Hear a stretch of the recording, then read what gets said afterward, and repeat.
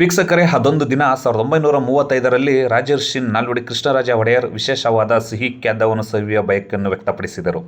ರಾಜರ ಆಸ್ಥಾನದ ಅತ್ಯುತ್ತಮ ಬಾಣಸಿಗರಾಗಿದ್ದ ಶ್ರೀ ಕಾಕಸುರ ಮಾದಪ್ಪನವರು ರುಚಿಕರವಾದ ಸಿಹಿಯನ್ನು ತಯಾರಿಸಿ ಮಹಾರಾಜರಿಗೆ ಅರ್ಪಿಸಿದರು. ನಾಲ್ವಡಿ ಕೃಷ್ಣರಾಜ ಒಡೆಯರವರು ಸಿಹಿ ಸವಿದು ಸಂಭ್ರಮಪಟ್ಟರು.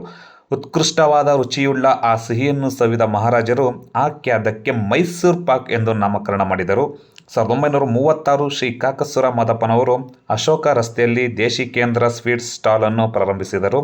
1954ರಲ್ಲಿ ಶ್ರೀ ಕಾಕಸುರ ಮಾದಪ್ಪನವರು ಮಗ ಶ್ರೀ ಬಸವಣ್ಣರವರು ಗುರು ಸ್ವೀಟ್ಸ್ ಮಾರ್ಟ್ ಅನ್ನು ಸಹ್ಯಾದ್ರಿ ರಸ್ತೆಯಲ್ಲಿ ಪ್ರಾರಂಭಿಸಿದರು. ವೀಕ್ಷಕರೇ, ನಿಮಗೆಲ್ಲ ಗೊತ್ತೇ ಇದೆ, ಈಗಲೂ ಕೂಡ ಮೈಸೂರು ದೇವರಾಜ ಮಾರ್ಕೆಟ್ ಪಕ್ಕದಲ್ಲಿರುವಂತಹ ಕಾರ್ನರ್ ಸ್ಟಾಲೆ ಶ್ರೀ ಗುರು ಸ್ವೀಟ್ಸ್. ಅಲ್ಲಿ ಹೋದರೆ ಅತ್ಯುತ್ತಮವಾದ ರುಚಿಕರವಾದಂತಹ ಬಿಸಿ ಬಿಸಿ ಮೈಸೂರು ಪಾಕ್ ಈಗಲೂ ಕೂಡ ನೀವು ತಿನ್ಬೋದು.